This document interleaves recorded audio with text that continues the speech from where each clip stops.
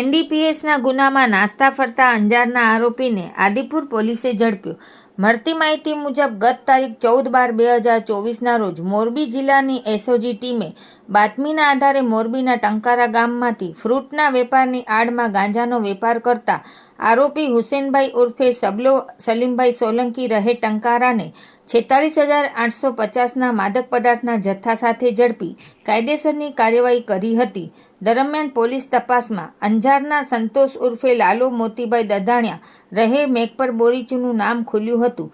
Police સહ આરોપી અંજારના સંતોષ દેવીપૂજકને શોધવા સતત પ્રયત્નશીલ હતી.